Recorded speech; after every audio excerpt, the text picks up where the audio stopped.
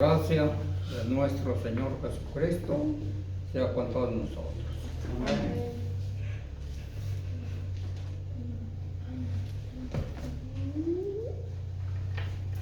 Este tema está en Colosenses, capítulo 2, versículo 8 al 10.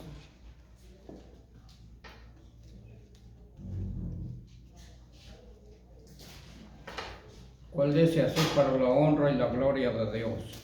Amén. Mirad que ninguno os engañe por filosofías y vanas sutilezas, según las tradiciones de los hombres, conforme a los elementos del mundo, y no según Cristo, porque en él habita toda la plenitud de la divinidad corporalmente, y en él estáis cumplidos, el cual es la cabeza de todo principado y potestad.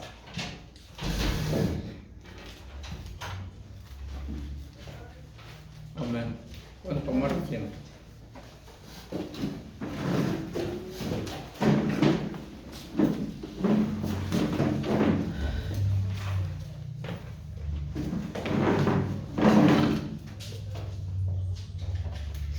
Aquí en esta parte de escritura que hemos dado lectura, vemos primeramente, encontramos una seria advertencia contra la filosofía mundana. Y primeramente vemos la frase: mirad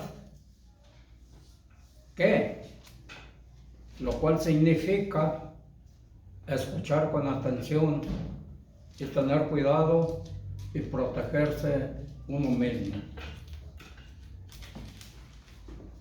¿Por qué nadie os engañe por medio de filosofías? El vocablo engañe significa conducir a alguien a la cautividad o a la esclavitud. Algunos maestros ofrecían una filosofía que nos presentaban como necesaria, y además de la enseñanza de Cristo y de las palabras del Evangelio. Los gnósticos tenían la costumbre de pretender que su enseñanza era especial, que procedía directamente de la boca del mismo Jesús, y algunas veces de Mateo o del apóstol Pedro, y decían, de hecho, que había cosas que Jesús había dicho, no a la multitud, donde siempre él, por lo general, hablaba, sino solamente a unos pocos escogidos. La acusación que Pablo les hacía a esos maestros era que su tradición era puramente humana y no tenía ninguna base en las Santas Escrituras. Era producto de la mente humana y no un mensaje de la palabra de Dios. Vemos una escritura, Juan capítulo 4, versículo 22. Vosotros adoráis lo que no sabéis, nosotros adoramos lo que sabemos, porque la salvación viene de los judíos. Le dijo el Señor Jesús a la samaritana en el pozo de Samaria. Y cuando el Señor Jesús dijo, vosotros adoráis lo que no sabéis, condenó con ello el modo samaritano de adoración.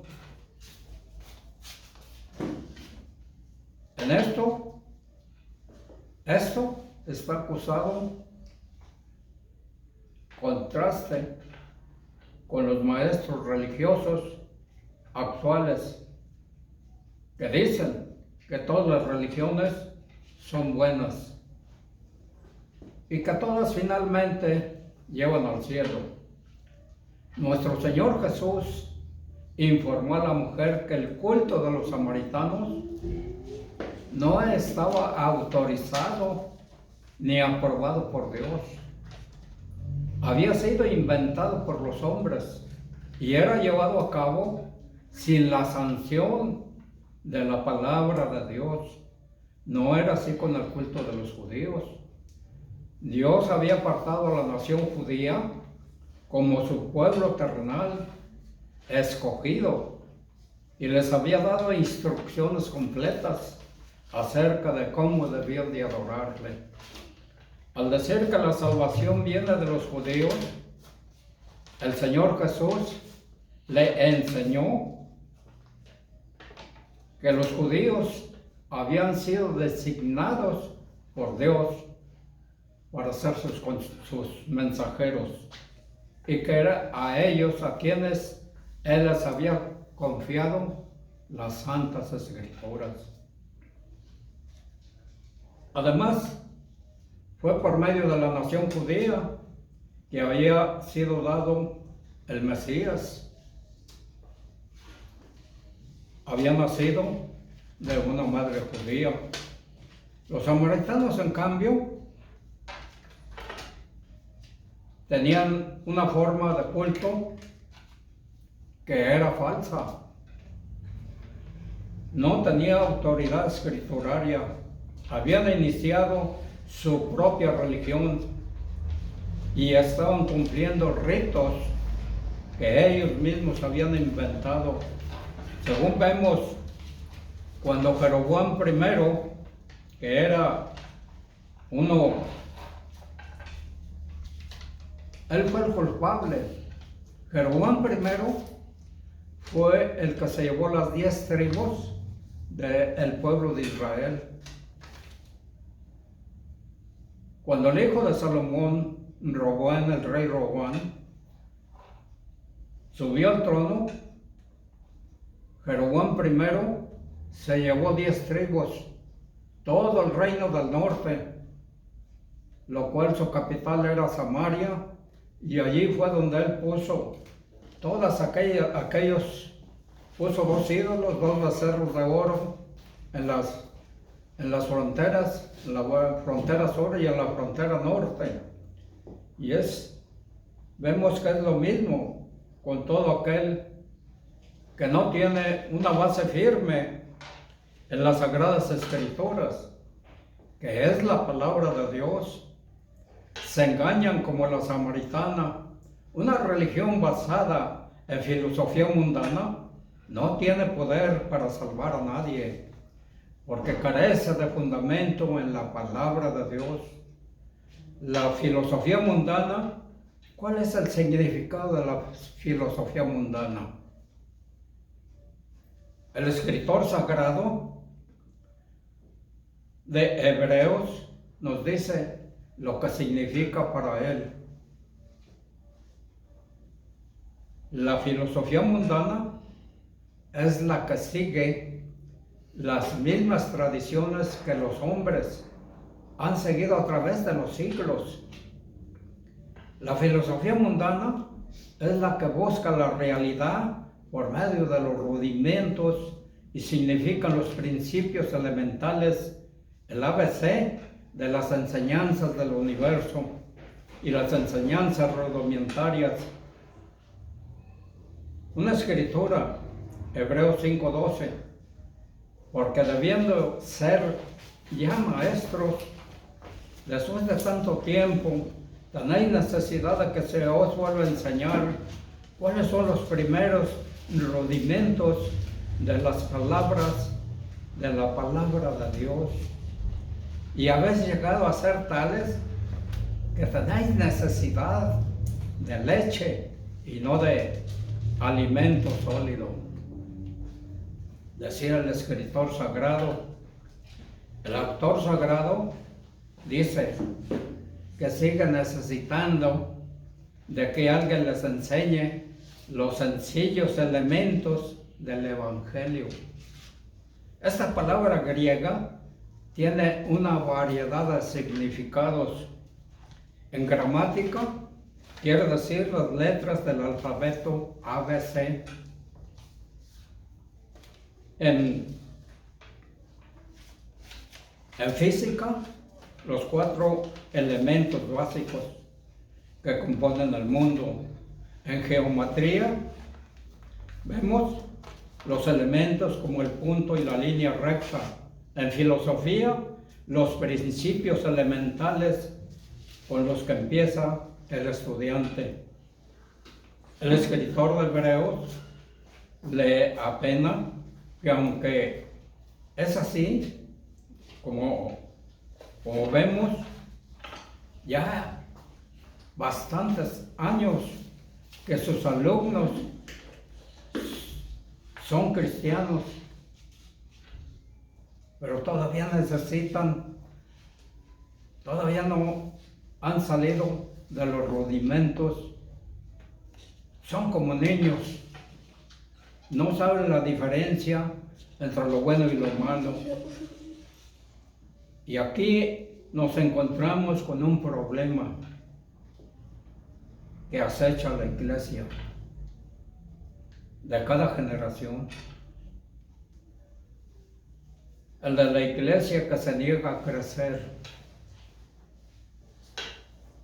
El cristiano que se niega a crecer en el conocimiento puede que haya caído en lo que ha llamado la incapacidad culpable, que es el resultado de no aprovechar la oportunidad. Hay personas que siempre están diciendo que lo que era bastante bueno para sus padres, también lo es para ellos. Este es un error. Hay cristianos que no han desarrollado su fe hace 30 o 40 o 60 años. Hay cristianos que se niegan a madurar a rajatabla, creyentes que se mantienen en una dieta de leche, son inexpertos en la palabra de justicia. Son oyentes de la palabra, pero no hacedores.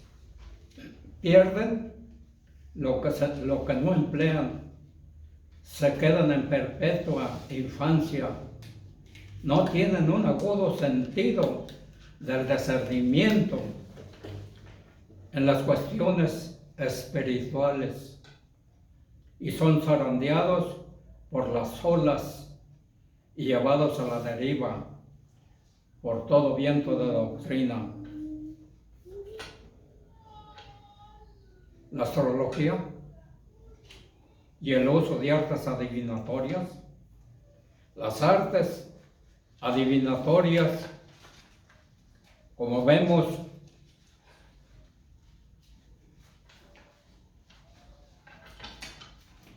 a través, hay personas que no toman en cuenta a Dios y lo hacen a fin de conseguir un conocimiento innecesario del porvenir. Se presentan las razones a los creyentes cristianos para que no se acomoden a las costumbres de los gentiles, que como vemos, son los que hacen esto, siempre pensando que no hay sanción de parte de Dios. Por eso, el que no conoce a Dios o que no se allega a los lineamientos de Dios, puede hacer lo que quiera. Ellos piensan que tienen esa plena libertad para hacer lo malo y que no puede haber ninguna sanción como pensaba la samaritana. de parte de Dios. Pero dichas prácticas abominables habían sido la ruina de los cananeos, los cuales vivieron en Palestina antes de que estuviera el pueblo judío allí. Este fue el motivo por el cual Dios los destruyó y usó a Israel para ejecutar el juicio.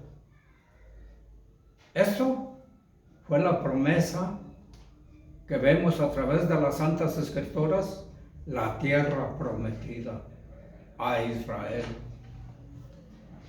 Y la tierra prometida primeramente que le prometió al patriarca Abraham. Y vemos, pero que antes de hacerlo, Dios le concede al amorreo 400 años para que se arrepienta, lo cual no fue posible. El amorreo siguió en sus prácticas abominables y no hubo remedio para la nación amorrea. Así sucederá a los gentiles que son practicantes de artes que están sancionadas por la palabra de Dios. Israel le había sido confiada la palabra de Dios. Así que Israel no solo fueron testigos de la destrucción del amorreo, sino que fueron los instrumentos que Dios utilizó para hacerlo. Veamos lo que dice Pablo contra los creyentes que andan como gentiles inconversos. Efesios 4, 17 y 18. Esto pues digo y requiero del Señor, que ya no andéis como los otros gentiles que andan en la vanidad de su mente, teniendo el entendimiento entenebrecido, ajenos de la vida de Dios, por la ignorancia que en ellos hay y por la dureza de su corazón. Pablo se refiere a algunas personas que se habían comprometido con el Señor Jesucristo a servirle, pero que no había respuesta de su parte por la persona. Así que andaban sin rumbo. ¿Qué quiere decir esto? Que su vida está vacía, carente de propósito y sin fruto. Puede haber una gran actividad, pero ningún progreso. Se persiguen las burbujas y las sombras, pero se descuidan las realidades de la vida. ¿Por qué no se puede ver? Porque hay una ceguera de parte del enemigo de las almas que impide ser espirituales. Todo lo ve natural. Por lo mismo, hay una incapacidad espiritual para comprender las verdades espirituales. Y luego, debido a su rechazo del conocimiento verdadero de Dios, sufren de ceguera como juicio del Señor Jesús. Por lo mismo, quedan excluidos de la vida de Dios. Esto se debe a su voluntariosa y profunda ignorancia y la dureza de sus corazones para entender las verdades espirituales y para andar de la mano de Dios y de nuestro Señor Jesús. Las ciencias ocultas, el satanismo y los demonios y el ocultismo son realidades oscuras y siniestras, no son trucos. Una de las señales a que nos aproximamos al final de esta era es el interés generalizado por la hechicería y la astrología y otras formas de culto. Miles consultan los horóscopos cada día, atienden a sesiones espiritistas y siniestras. Buscan comunicarse con un ser muerto. Hay quienes tienen gran interés en el satanismo y los demonios. La Biblia nos advierte una y otra vez contra tales cosas. Y vemos, y contra tales prácticas. Un ejemplo, Israel, el rey Acab de Israel, vemos la declaración que hace la Biblia de él. En Primera de Reyes, capítulo 21, versículo 26. Él fue el gran, nos dice así, él fue en gran manera abominable, caminando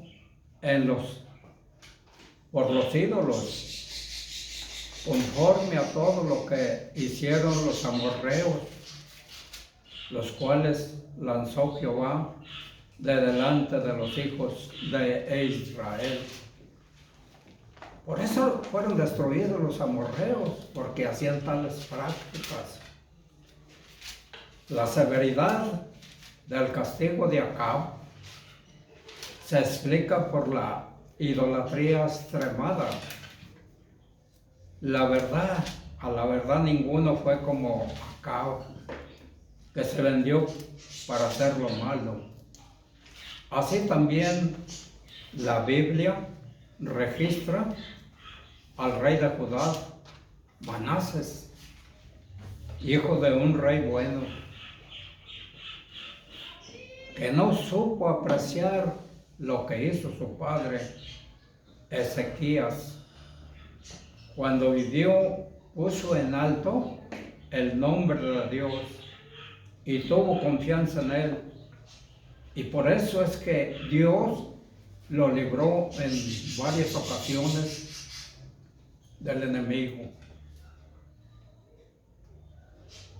Y vemos cómo él, pero a través de las escrituras, ¿qué fue lo que hizo este mal hijo? Tenemos ahí la escritura, Segunda de Crónicas, capítulo 33, versículos 5 y 6. Edificó asimismo altares a todo el ejército de los cielos en los dos atrios de la casa de Dios, y pasó a sus hijos por el fuego en el valle de Hinón. Observaba los tiempos, miraba los agüeros, era dado a las adivinaciones, y consultaba a los adivinos y encantadores. Se excedió a hacer lo malo ante los ojos de Dios, hasta encender su ira. También su reinado fue uno de los más largos, 55 años como la lista de sus pecados. Manases es muy larga. Nos lo registra ahí en Segunda de Reyes, capítulo 21, versículo 16, y nos dice: fuera de esto, derramó Manases mucha sangre inocente en gran manera, hasta llenar a Jerusalén de extremo a extremo, además de su pecado, con que hizo pecar a Judá para que hiciera lo malo ante los ojos de Jehová. El historiador Flavio Josefo afirma que Manases organizaba ejecuciones a diario. La tradición nos dice que mató al profeta Isaías aserrándolo en un tronco de un árbol. El escritor sagrado de Hebreos declara de los que confiaron en la fe. En Hebreos 11, versículo 37, y nos dice: fueron apedreados, aserrados, puestos a prueba, muertos a filo de espada, anduvieron de acá para allá, cubiertos de pieles de ovejas y de cabras, pobres, angustiados, maltratados. Qué urgentes son y vigentes son las advertencias de las Santas Escrituras. No juguemos con algo que puede ser el beso de la muerte. Debemos ser fieles a nuestro Señor Jesucristo. Si estamos entre las dos partes, significa que solamente escuchamos, pero no hay fidelidad para hacer estas prácticas que prohíbe la palabra de Dios. La obediencia debe ser primero, lo último y lo de siempre. Es la contraseña para aquellos que quieren servir y agradar a Dios. El profeta Samuel le dijo a Saúl las siguientes palabras: el obedecer es mejor que los sacrificios. El pensamiento sigue a un nuevo camino, aparte de lo que es bueno y agradable a Dios. Simplemente una disposición agradable a Dios. Para concluir, así también la desobediencia y la resultante rebelión es insolente, apto, confianza, son similares a la esencia de la iniquidad, de la hechicería.